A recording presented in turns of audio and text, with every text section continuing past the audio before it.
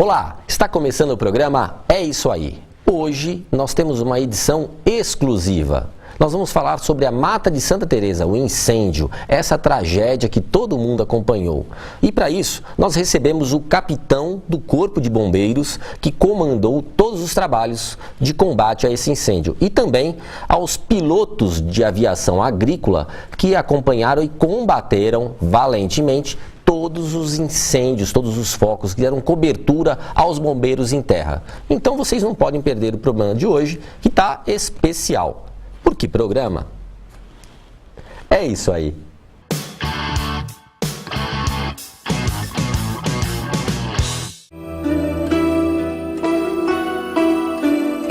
Restaurante Tóquio. Sofisticação e qualidade.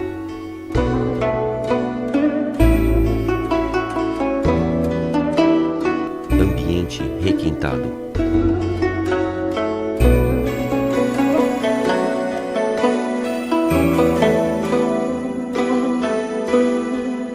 O irresistível sabor da culinária oriental.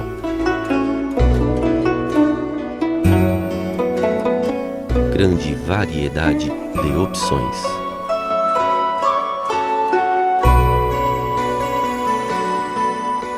O primeiro restaurante por quilo da região.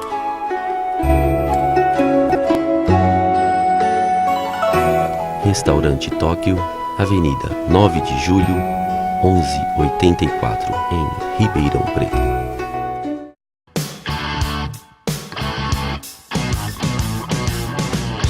Então agora nós vamos falar sobre os fatos que envolveram o incêndio na Mata de Santa Teresa. E para conversar sobre isso, nós recebemos a visita aqui no programa É Isso Aí, do capitão Rodrigo Tadeu de Araújo, do Corpo de Bombeiros de Ribeirão Preto. Nós recebemos também a presença do comandante José Paulo Garcia, piloto agrícola há aproximadamente 34 anos. E ao comandante Rogério Veludo Ribeiro, também piloto agrícola. Senhores, muito obrigado pela presença de vocês aqui no programa. Nós que agradecemos. Nós que agradecemos. Nós que agradecemos. E, bom, eu começo, capitão, fazendo uma pergunta ao senhor. O senhor que esteve em terra coordenando os trabalhos de combate ao incêndio, o senhor pode fazer uma introdução, um introito do que foi esse trabalho desenvolvido? Bom, é importante, antes de falar das operações específicas da Mata de Santa Teresa, que o bombeiro está envolvido, o Corpo de Bombeiros do Estado está envolvido em todo o Estado com essa grande seca. Então, é importante deixar claro que fatores que aconteceram no passado, em termos até de educação pública, com cuidado com fogo, cuidado de material superaquecido perto em ambientes naturais, esse ano foi potencializado. Assim, a umidade relativa do ar, a temperatura elevada e o regime de ventos que nós temos na nossa região favoreceram esse grande incêndio. Agora, de um lado, houve toda essa condição meteorológica totalmente adversa, situação que nós não vivenciamos anteriormente, mas teve um outro lado, de aprendizado, de muita coordenação e de muito apoio da iniciativa privada, de outros órgãos públicos, para ajudar o Corpo de Bombeiros a fazer frente a esse grande incêndio. E aí, da observação que você está falando, né, um dado passado, né, que já foi nos trazido, que há mais de 50 anos nós não vivenciamos uma situação climática como essa que aconteceu agora. Exatamente. Pensar que Ribeirão Preto, por alguns períodos, ele teve umidade relativa do ar muito abaixo do que grandes desertos. Então, associado à temperatura alta, e a diferença do deserto para Ribeirão Preto é que aqui a gente tem combustível para queimar. A gente tem o combustível de origem vegetal, que devido à temperatura, regime de ventos e à umidade baixa, pega fogo. Agora, Garcia, eu ia já transmitir a pergunta a você. Tem um agravante também que a gente vem ocorrendo desde o começo do ano. As frentes frias, elas não estão atingindo São Paulo. Então, São Paulo, Mato Grosso do Sul e aqui o Triângulo Mineiro, está se formando umas bolhas de ar quente. As frentes frias, elas batem entre a divisa de Paraná e escorregam para o mar. Então isso está dificultando essa chuva chegar aqui para a gente. Por isso que isso já venho notando já de 2, 3 anos para cá, essa dificuldade dessas frentes frias ultrapassarem. Uma, e os ventos, a umidade que vem da Amazônia, ela escorrega pela Cordilheira dos Andes e descia para nós. Não está ocorrendo. Nesses últimos 3 anos essas coisas não estão ocorrendo. Então está deixando todos os meteorologistas meio, sabe, não sabendo para onde, como é que eles estão conseguindo diagnosticar esse padrão de comportamento da meteorologia. Ok, agora eu queria passar para o pessoal, né, qual o porquê que, além do capitão Rodrigo do Corpo de Bombeiros, por que o comandante Garcia e o comandante Rogério estão participando do nosso programa, nosso bate-papo? Por um ato voluntário de vocês, por serem pilotos agrícolas, e vocês ajudaram a combater via aérea. Conta pra gente, o capitão, o comandante, como é que foi? Sim, Rodrigo. Isso foi uma iniciativa nossa, né, das empresas, para poder efetuar essa ajuda ao Corpo de Bombeiros, e não só ao Corpo de Bombeiros, mas a toda a sociedade, porque a aeronave agrícola, ela tem essa característica de poder participar, de poder ajudar efetivamente no combate a incêndio.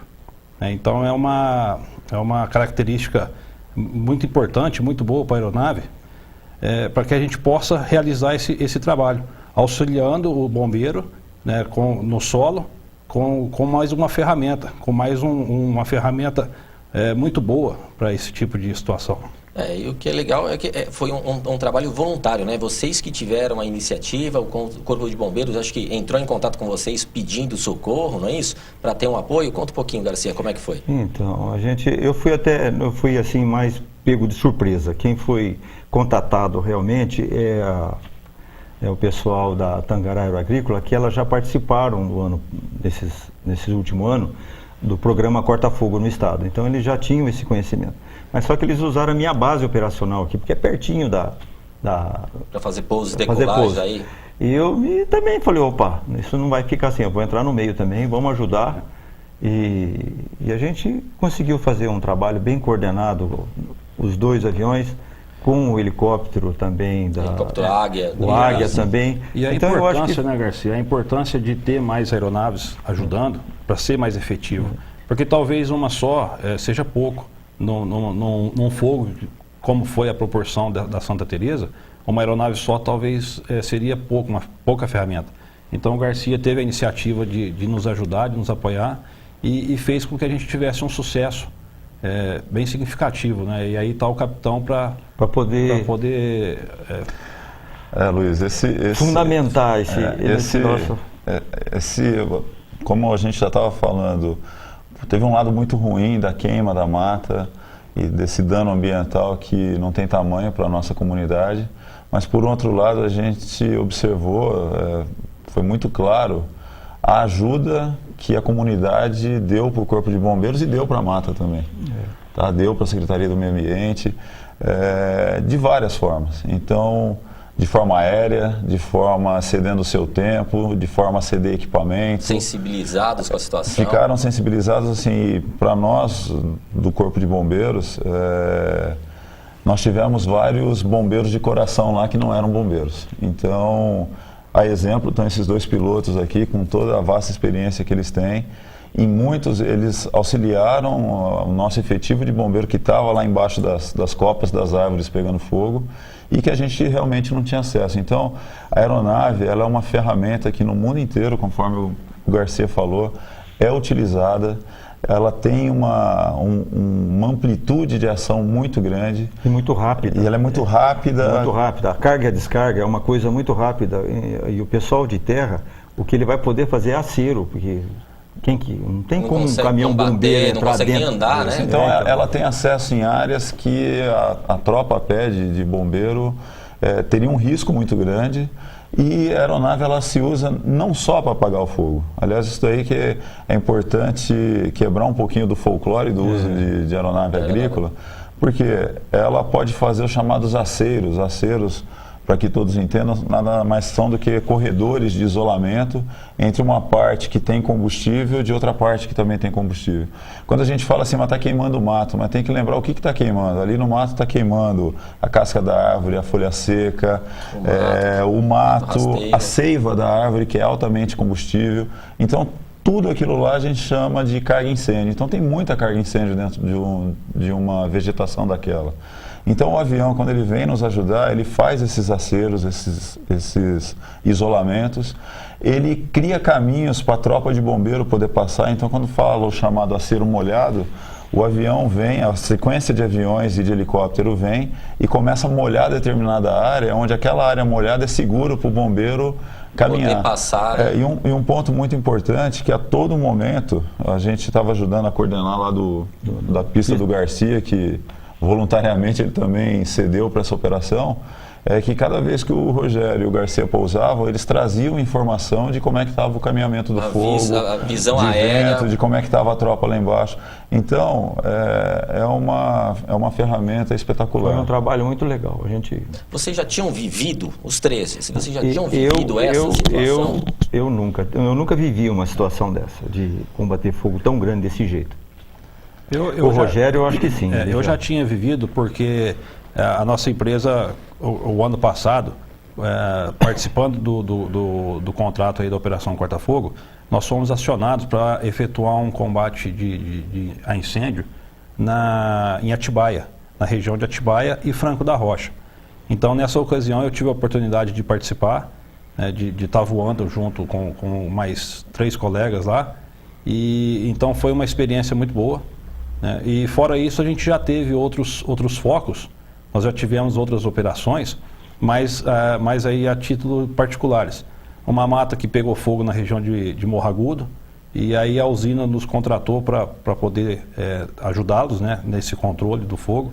Então eu já tenho uma experiência com isso, inclusive com cursos, com simuladores de voo, uma série de treinamento específico para essa situação.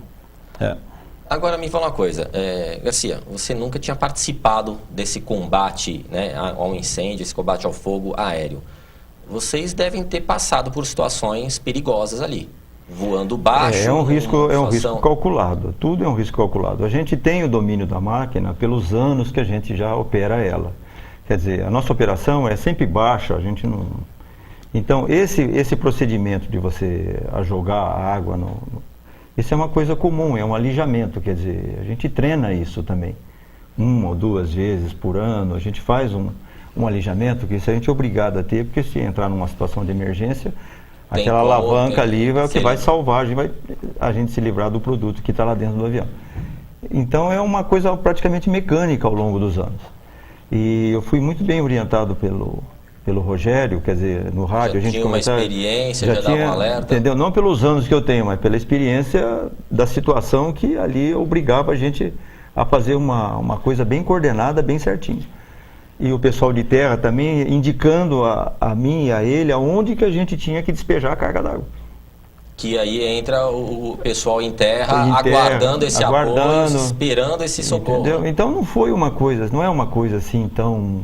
Sabe, para nós que um risco tão elevado. Um risco tão elevado. Rodrigo, já fora do que é o risco da aviação agrícola, né?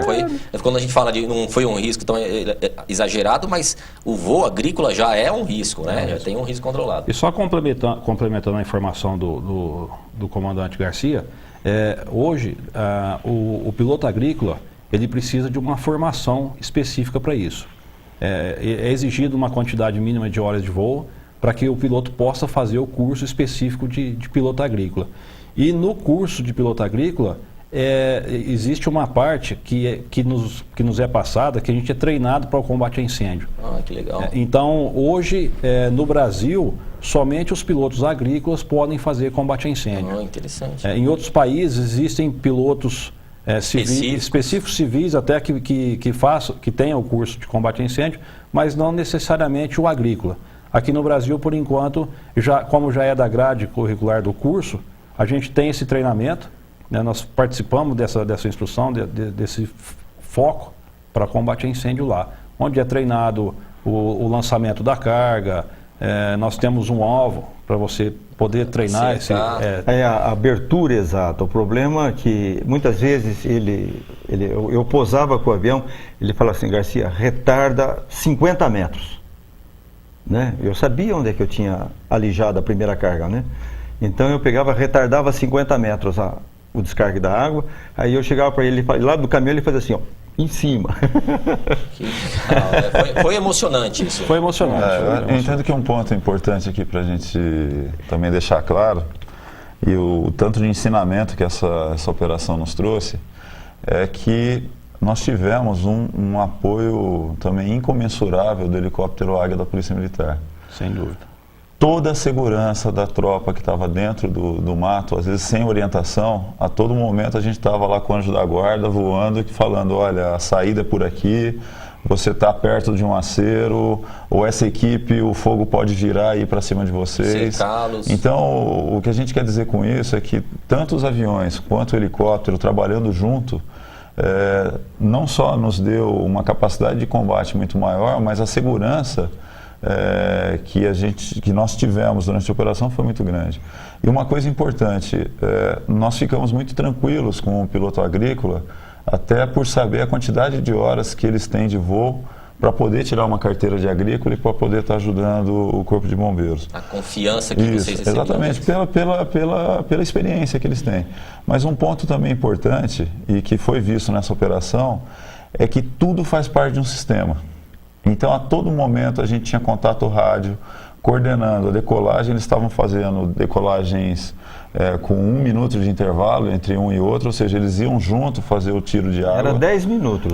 Entre decolar e retornar. Isso. Alijar e voltar. Só que os aviões saíam juntos para quê? O momento que eles estavam carregando era o momento que o helicóptero Águia da Polícia Militar fazia sobrevoo, fazia os lançamentos pontuais deles. Então, tinham focos de incêndio onde eram de uma estrutura menor e pontual. O helicóptero ele é eficiente em condições pontuais, então eles iam fazer um combate. E nesse tempo, as duas aeronaves estavam fazendo abastecimento e pegando novas orientações.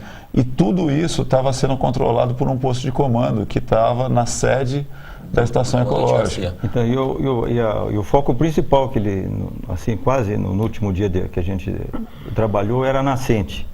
E ele fala, Garcia, proteger a e nascente. Rogério, como é que era o nome do outro piloto? Eu esqueço. O Christian. O Christian. Ele fala, o Rogério, formei para o Christian, fala assim, olha, a nascente, vamos fazer o acero na nascente. Então, nós despejamos umas 20 cargas d'água, mais ou menos, e conseguimos fazer o acero na nascente. Se a gente não tivesse feito isso, tinha queimado até a nascente também. Né? Sim, então, assim, esse trabalho coordenado, que é um trabalho de tropa de bombeiro no chão, funcionários de usina que foram cedidos pela usina, inclusive com gerentes das usinas lá nos ajudando à noite, de madrugada, de manhã. Essa coordenação toda, órgãos da Prefeitura Municipal cedendo equipamento, cedendo maquinário, construtoras ali da região, onde tem um forte mercado da construção. Muita água. Mantendo água, mantendo hidratada para os maquinário. caras que estavam lá embaixo. Então foi uma grande experiência de integração, mostrando que numa grande emergência, desde que você tem organização, você tem um método de unificar os meios, todos podem participar e fazer diferença. E a gente vê na televisão, por exemplo, nos Estados Unidos, no Canadá, na Espanha, em Portugal, onde a aviação agrícola e de combate a incêndio é altamente desenvolvida. Eles têm batalhões com dezenas de aviões para isso. O apoio da comunidade é uma coisa que não precisa nem falar. Ele já sai prontamente no Já voluntariado. avança todo mundo e, né? Eu acho isso aqui, é bom que essas coisas aconteçam para despertar em nós isso. Esse sentimento, Esse sentimento de que, não é... Vamos dividir um pouquinho. E o que é interessante, uma observação interessante que você fez, é que é o seguinte, esse sentimento é o que todo brasileiro tem em si, mas às vezes não sabe usufruí-lo. Então esse ato voluntário, né, se preocupar com o que é público, né? Não só com particular. Lá a gente viu, né, essa integração que você colocou, né, capitão? A integração dos particulares se preocupando com uma coisa que é pública, que é de interesse de todo mundo. Sim.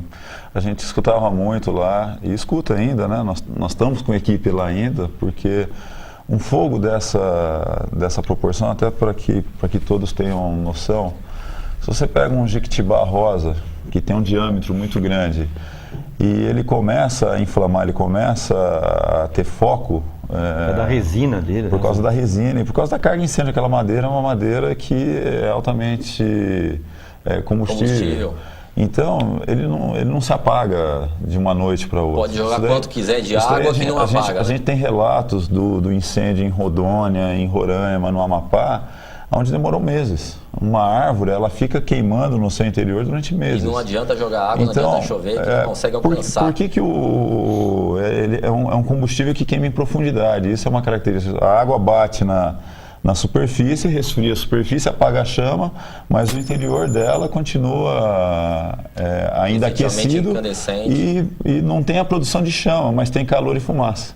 Então, a gente mantém equipes lá até, nesse momento tem equipe nossa lá, justamente fazendo prevenção de novos focos. E uma característica que aconteceu na Santa Teresa, que é uma característica importante, é a chamada tempestade de fogo.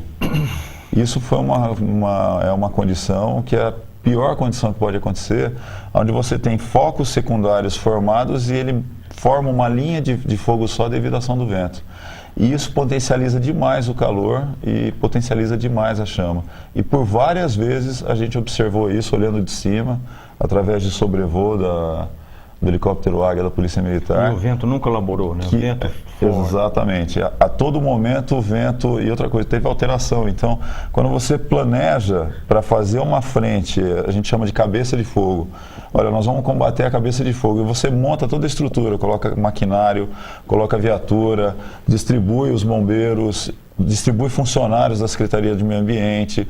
Enfim, tudo que você tem de recurso, o vento muda. Você tem que mudar totalmente o recurso. Quando a gente fala mudar recurso, é mudar caminhões grandes, é mudar máquinas de esteira, é mudar... a estratégia de combate. Tudo muda e você tem que mudar muito rápido, porque o fogo pode caminhar para cima desse material, queimar e machucar as pessoas. A gente volta em um minutinho. Não sai daí.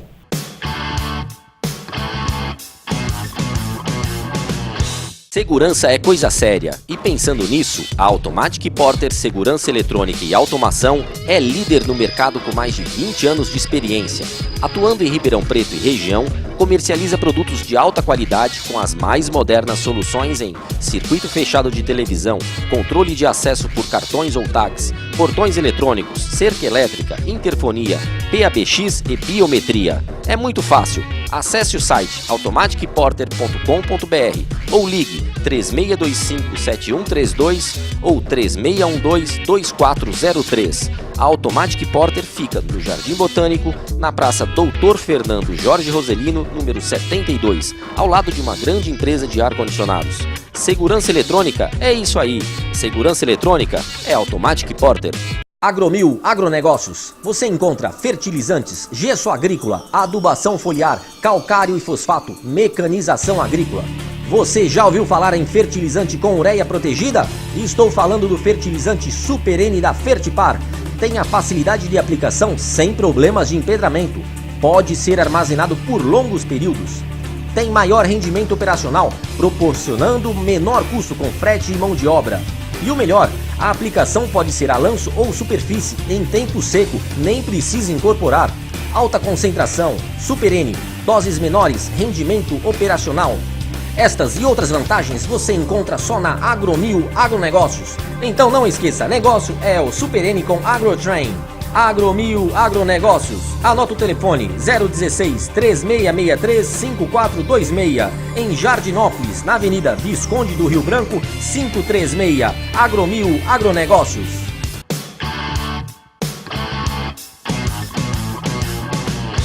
Estamos de volta com o programa É Isso Aí. Nós estamos falando sobre os procedimentos de combate ao incêndio na Mata de Santa Teresa, o ocorrido, o primeiro incêndio que teve.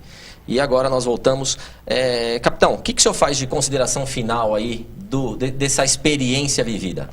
Bom, teriam várias considerações, mas eu queria falar da principal, que aliás é um item da Defesa Civil, que unidos nós somos mais fortes, sempre.